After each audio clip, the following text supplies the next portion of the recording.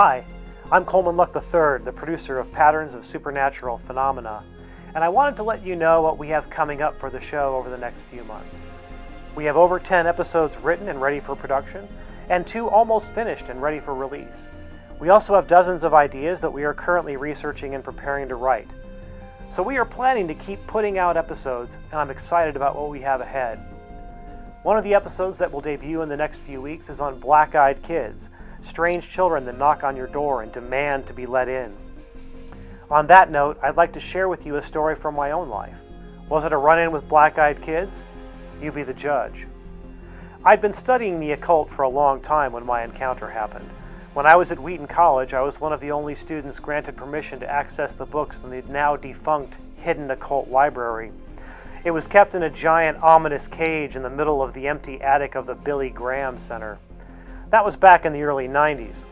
So when stories about black-eyed kids started up in the late 90s, I was interested and read everything I could. Then, in 2005, I was living in Canyon Country, a suburb near the northern edge of LA County. The apartment complex I lived in spanned a short block, and it was dusty brown like the desert.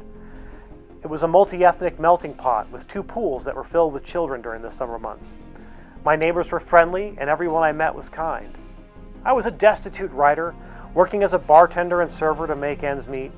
When I would get home, I would settle at the computer and spend my free time writing screenplays. It was pretty common for the evenings in the summer to be chaotic around our apartment complex. Kids playing in the pool, the ice cream man pushing his cart up and down the sidewalk, women talking outside the laundry room. I did my own laundry, but I was pretty much the only guy I saw there doing it. You know, nice. Everyone was lower income, like me, but pleasant. I knew most of my neighbors, and it was not uncommon for a neighbor to knock on my door, usually to borrow something. I cooked, so neighbors would pop by to find out the origins of the great aromas wafting from my kitchen window, or sometimes for a little help working on a broken-down car. But mostly it was kids selling candy bars or Christmas wrapping paper, or jittery tweakers selling magazine subscriptions, or old men selling bootleg DVDs. There were lots of Jehovah's Witnesses, kindly old women who cared about my soul. Because it was hot out, I left my windows open hoping for a cross breeze. Air conditioning wasn't cheap and I was broke. I couldn't see anyone through the windows while sitting at my desk, but I could hear people clearly when they walked up to my door. When I heard someone knock, I'd always answer it. It could be a neighbor who needed some help. Occasionally I'd buy a candy bar from a kid. Other than that, I'd smile, politely decline, wish them a nice day, and send them off. No big deal. But I always opened the door. That evening, it was quiet, which was strange. I should have at least been able to hear the remote sound of ranchero music or the soft, distant murmur of people talking on their patios trying to escape the heat. But it was dead silent. That was when I heard a couple of people walk up to my door. It was not the first door in my courtyard, so usually I heard the salespeople as they knocked on my neighbors' doors and worked their way around to me. Not this time. Whoever it was walked right up to my door and knocked. I got up to answer it, reaching for the door handle, when a chill went through my body like I have never experienced. A cold tightness in my chest. I halted my hand movement towards the door handle and placed it flat on the door itself, as if I was feeling for heat from a fire. I have a peephole, but it never crossed my mind to use it. I stood there with my hand flat on the door and listened. They knocked again. I don't scare easy. I wasn't afraid exactly, but I was having a visceral experience all over my body, a base gut reaction. I have never felt anything like it. Just like I could hear them, they had heard me move to the door. They knew I was inside. They knocked again. "Yes," I said. "Who is it?" A boy's voice answered, a young boy. "We need to use your phone." "Yeah, that's not going to happen." I started laughing. I stress laugh when I'm in pain or under pressure. They heard me laughing, and neither of us moved for about a minute and a half. A really, really long minute and a half. Finally, they walked away without another word. Not to any of the other doorways within 15 feet. Not to ask anyone else. Before they could have gone more than a dozen yards, curiosity reasserted itself, and I yanked the door open, running after them to see who it was and where they were headed. The courtyard of my complex was completely empty.